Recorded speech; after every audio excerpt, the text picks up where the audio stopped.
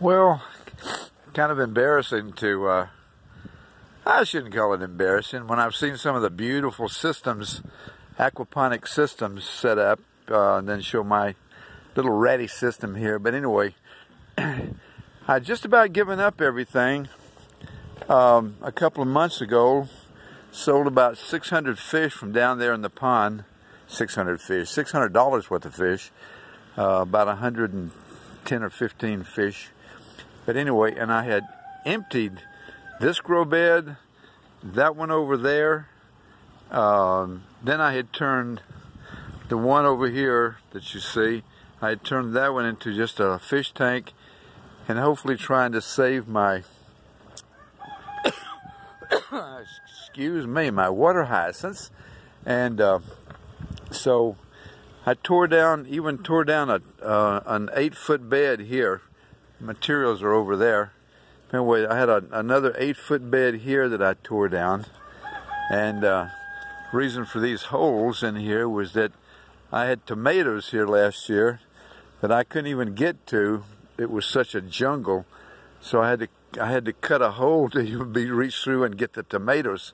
Anyway, so been pulling these guys out. I can never remember the name of these guys, but I've got several of them around here.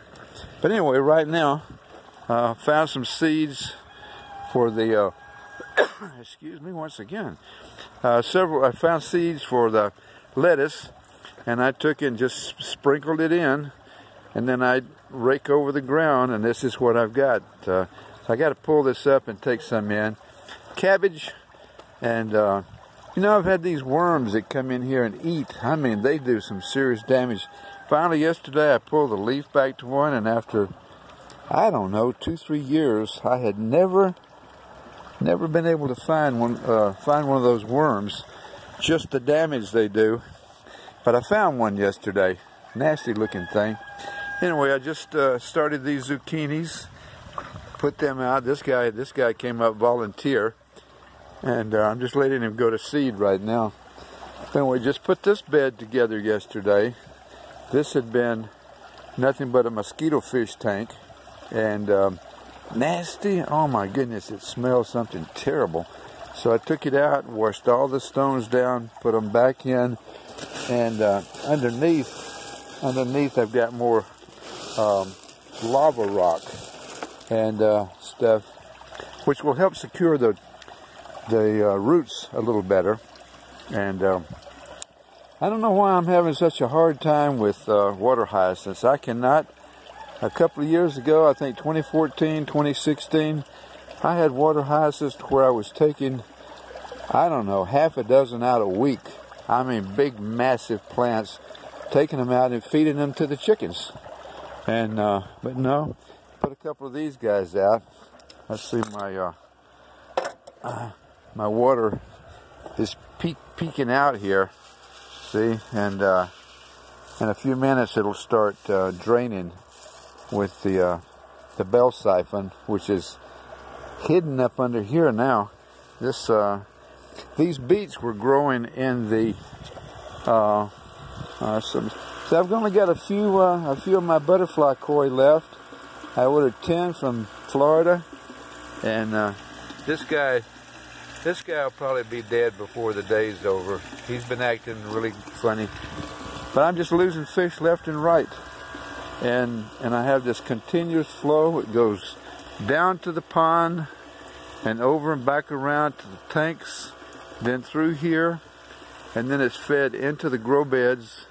And anyway, these beets were over in this, my goodness, quail area, and the quail were just kept eating them down. So I pulled them out, put them here, and I just like to see things grow. I don't eat half this stuff. So anyway, here's a couple more of these plants that are just getting out of hand. And so anyway, this is there's a lot of fish that are hidden back in. I've got about 35 or 40 fish, good size goldfish back there in the back. But anyway, this is the return pipe here that comes back for the pond. I had a tractor and I've had it in the shop about 5 times, and they cannot get it fixed. And so now I got a lawnmower cranked up, and it went bad. So I've got it in the shop now, and I've got to go pick it up and get to cutting some weeds.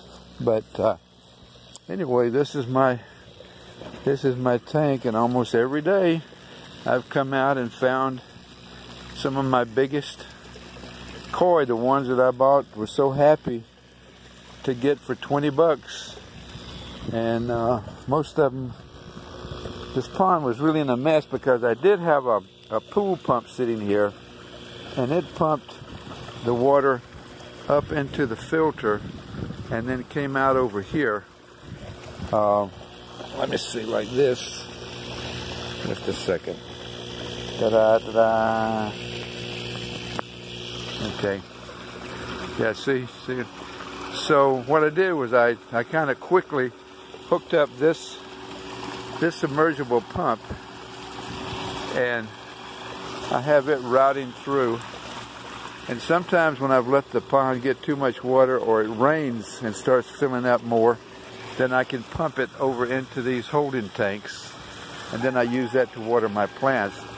But the goldfish and everybody else are doing really, really good. It's the koi that I bought from these people, and 7 out of 9 have died so far. So last summer though, I had this big, you see all the cuttings, I've cut pieces away. I like to never got this stupid thing out of the pond. I mean, it must have weighed 100 and something pounds.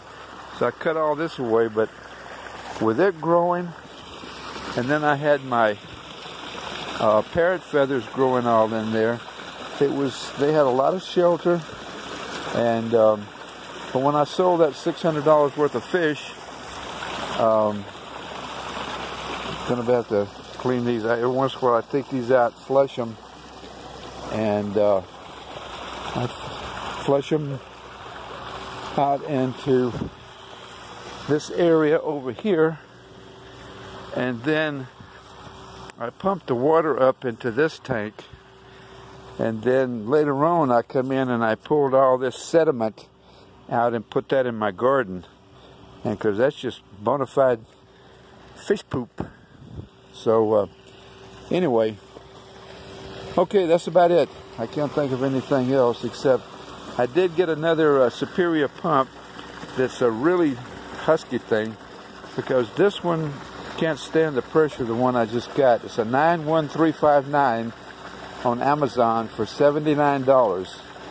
And I can tell it's going to be a heck of a pump. So I'm going to work it in and take this one out. So, alright, like I said, the guy came and got about 120, got about 30 tilapia, got 4 or 5 koi. They were like 2 feet long, I mean monsters. And, well, 18 inches, maybe 18 inches. And then got about 60 goldfish, good sized goldfish. So, alright, that's about it. Have a good day.